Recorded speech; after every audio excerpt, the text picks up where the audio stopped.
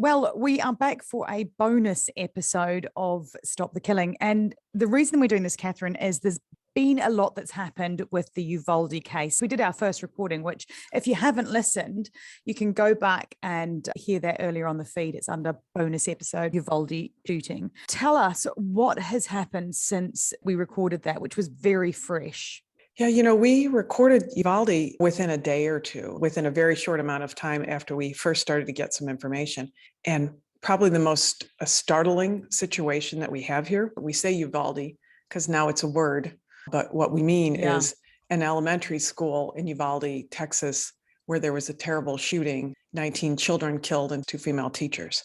When we first did a recording, we had a certain amount of information, but yesterday, the head of the Texas Department of Public Safety testified in front of the Texas Senate and talked about what they had learned. And we had been getting a couple of weeks since the shooting pieces of information. It had been primarily coming in from like witnesses or a mom who was on the scene or a dad who lost a child who was distraught, or maybe somebody who talked to somebody who talked to somebody who'd heard from a police officer kind of thing. Testimony yesterday was pretty startling in the detail.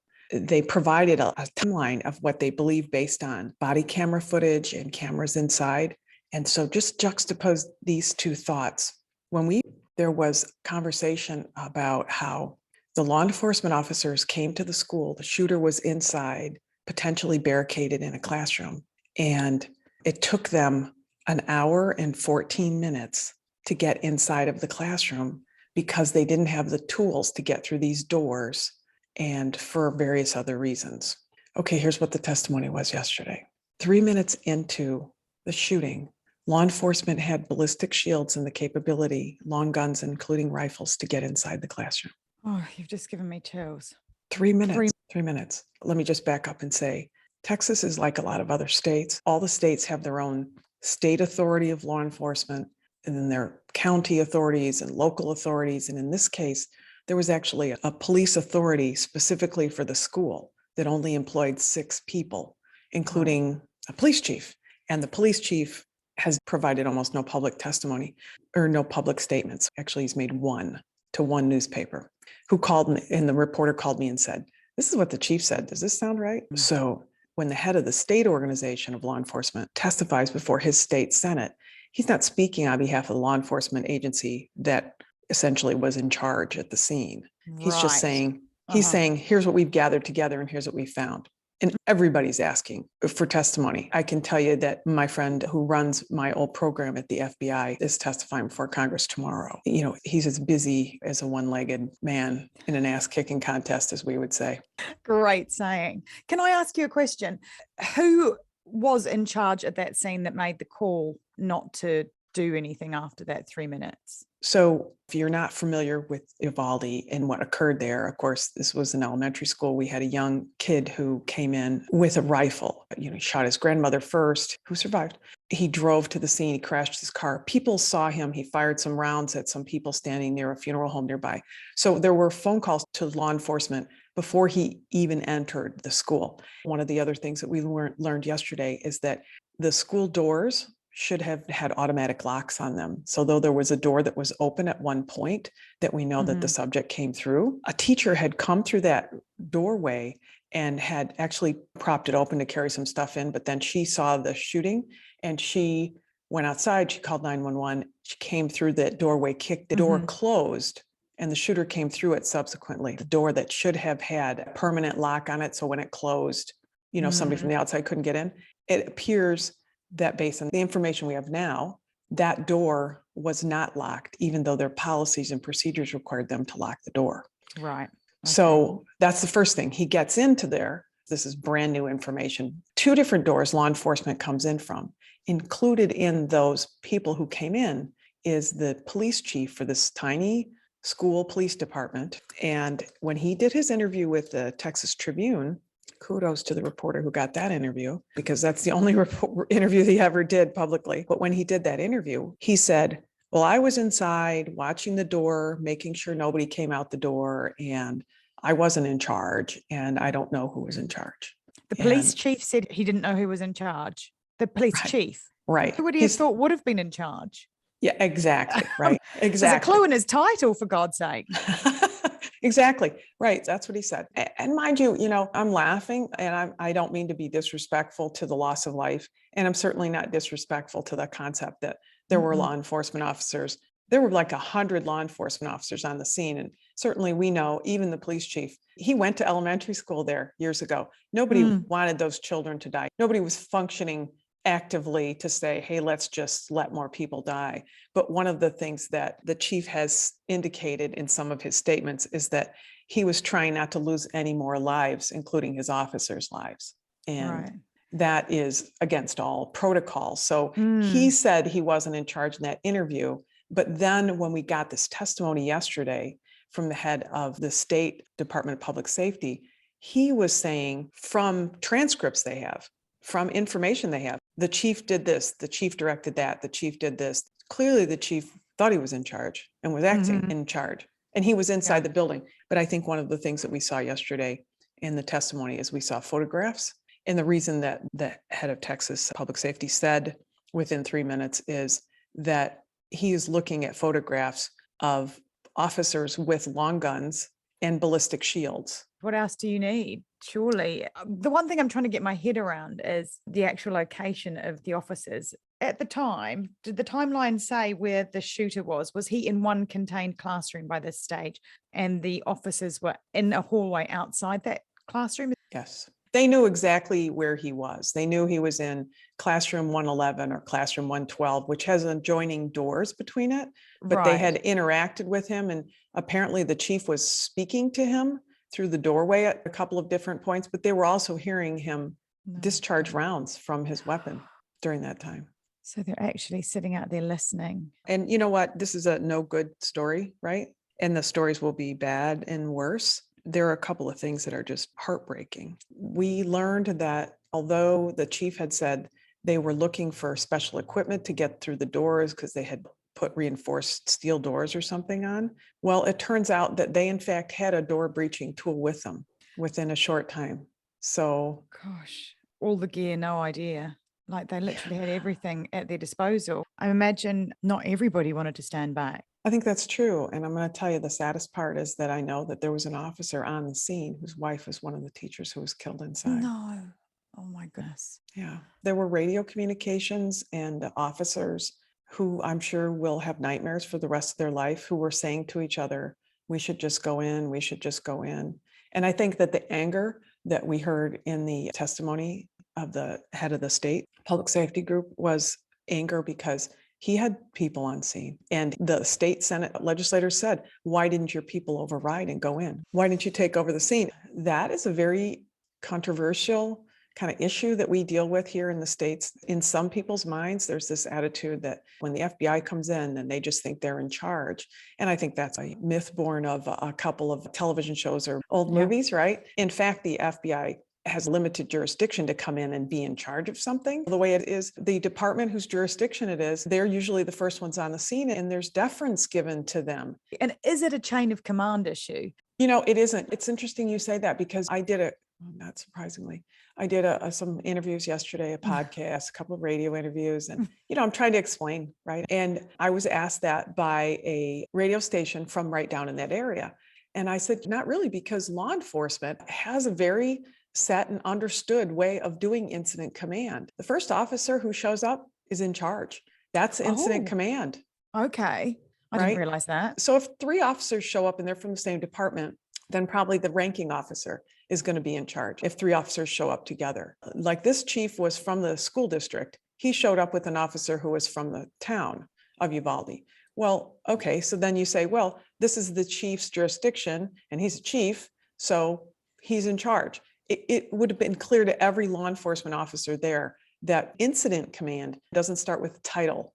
Incident command solely has to do with who's on the scene first and who has a command of the issues. And there's a very set way. As many law enforcement agencies as we have, we all learn incident command the same way. So who was in charge, Katherine? The chief of the school district police department was in charge. And what are the implications of that going forward? It's going to be a lot of messy lawsuits, a lot of payouts. I hope that there's some good that comes out of it. I think that 2 things that need to come out of it is School districts, particularly ones who have chosen to have these tiny little departments, need to evaluate whether or not they need a small department. Instead, they should think about whether or not they could provide better services, better training, better incident command by having a contract with a local, whether it's the county or the state, to have better, broader experience. That makes sense. For their law enforcement. I just read recently, there are 309 school police departments in Texas alone. Wow. Okay. And some of them have 4 officers who are responsible for 8 buildings. So do the Okay. math. I do basic math. I don't do complicated math because I'm a writer. We don't do math on this podcast. No, math is not my thing.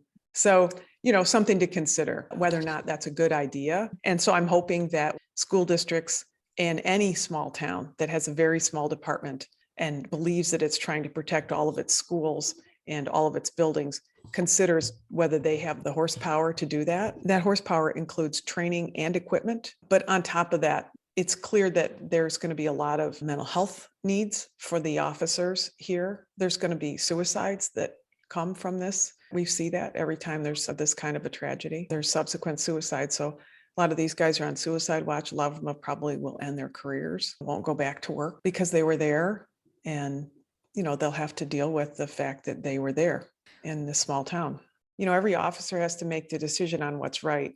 We had a situation up in Minnesota, a few years ago where a Black man, George Floyd, was arrested and pinned to the ground, and an officer basically put his knee on this guy's neck to the point where a jury convicted him of murdering the guy. There were 3 other officers present at the time. And as you can imagine, those officers were asked, why didn't you act? Why didn't you do what you were trained to do? And I don't think that's much of a difference here. And I'm confident that many or almost all of those 100 officers or so who were present were trained in active shooter training, which your protocol is you go directly to the shooter, neutralize the shooter. You don't let anything stop you. If shooting is going on, your primary objective, Police 101, is to get to the shooter. And that didn't happen here. So if officers had chosen to do that and override the police chief, I'm no soothsayer. I can't say what would have happened and when that would have happened.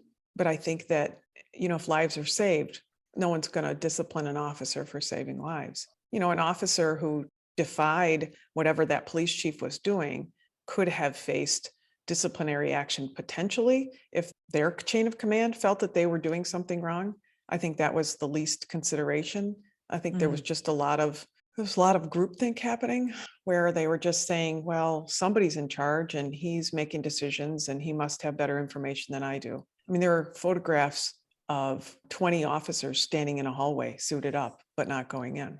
It's just hard to conceive how it happened. And I'm sure that law enforcement who sees that agonizes over it the same way you and I might agonize over it. There are a lot of stories of parents on the sideline actually breaching the police lines to go in and get their children. And I think we'll get a lot more details on those. And I've kind of seen what others have seen in the news. There were parents who both went to the scene and got their children. I saw an extraordinary interview with a mother who went in and got her 2 boys. That was phenomenal. She's just doing what parents do, right? And then I saw other stories of people saying the police wouldn't let me go in. And I'm confident that occurred too, because that's part of the incident command rules, is that the officers on the outside set a perimeter and don't let anybody come in. If you show up and you're on the outside perimeter, your job is to keep anybody else from coming into the danger zone. So they were doing what they thought they were supposed to do, just like the parents were trying to do what they thought they were supposed to do. And so I think we will have many more detailed stories. But in the meantime, the last child was just buried a couple of days ago.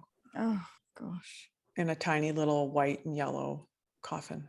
Do you think this case is going to have any impact on changing the way America views gun violence? I think it will have incremental changes. I think that we are, as a group, struggling with a sense of being responsible for it. Plenty of people say, I'm a responsible gun owner. This doesn't have anything to do with guns. I've heard that a million times. So I think there'll be changes. One of the changes that I'd like to see is I'd like to see school districts start teaching run, hide, fight, not just hide. I'm very frustrated that the schools don't teach people to run out of the danger zone. I think we'll see some changes, but it's hard to say. It's hard to say. Where do you think this is going to go from this point on? Are we going to be doing bonus episodes on this one for a while, do you think? I think we will, because we have a shooter, who was killed at the scene, but instead of us having litigation about a shooter, what we now have is legislative arguments and litigation about what should be done. And there are going to be laws passed by the Texas legislature that may or may not help, but they're going to be those kinds of laws that get passed after something bad happens. And that state will have its decisions about what it thinks will make their kids safer, whether it will or not. You cannot turn away from Uvalde. It's so confronting. Mm-mm. What would you say to people as an action that they could take to actually make some decent change to this situation? I think if you have school kids, if you have grandchildren, if you work in a school district or school, I think that there are two things that you should know. One is children are safer in school than they are at home. More children die of firearms at home. You're 4 times more likely as a child to die in a home if there's a firearm there. So children are safe in schools. But if you want children to be safer in schools, your grandchildren, your children, your neighbors' children, then we have to incorporate the run in Run, Hide, Fight into our school training. And we just don't do that. So look on your school website, contact your school board members, talk to your teachers, tell them no matter what they're trained, no matter what the school district says, the safest thing they can do with their children in their classroom is flee from the area, no matter what their training is.